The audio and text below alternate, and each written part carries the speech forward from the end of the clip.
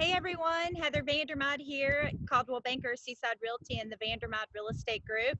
I am with our team, and we have Will, Gregg, Kiirsten Farr, and Kasey Rabar here to do our weekly discussion on COVID-19. I thought I would bring a little Outer Banks to you at home so you could see the beautiful day we're having and the gorgeous sparkling waters. So enjoy. Again, we'll try to keep this brief, and we have 3 questions or updates today for you. So let's start with question number 1. What's the latest update on renters visiting the Outer Banks, and what are Dare County and Currituck County doing, Kasey?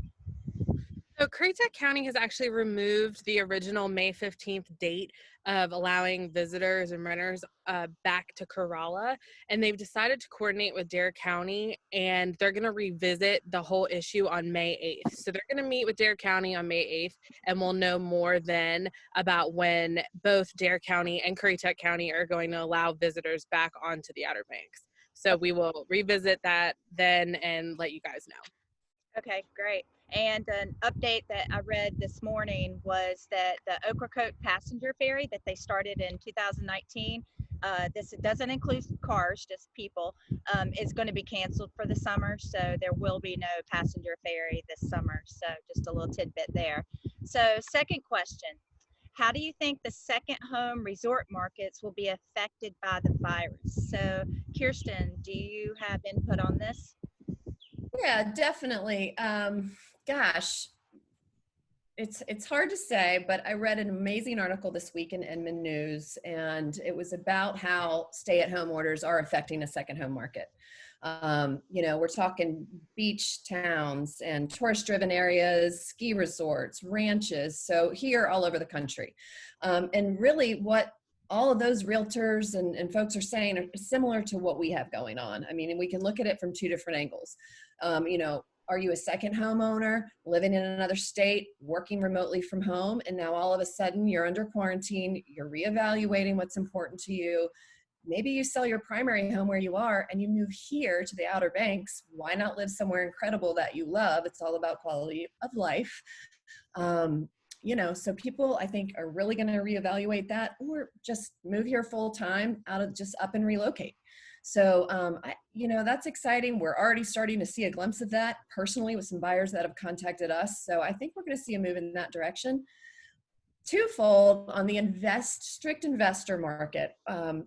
Folks who they care less about the lifestyle here. They just want the numbers to work. They want the money to roll in and out, and that's all they care about.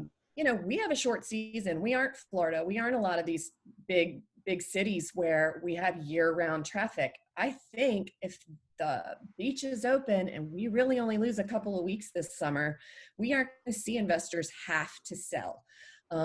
If folks are forced to sell and it gets dire, the sharks are going to circle. They're already circling, wondering what's going to happen. Will prices drop? We're just far from that yet. Very far.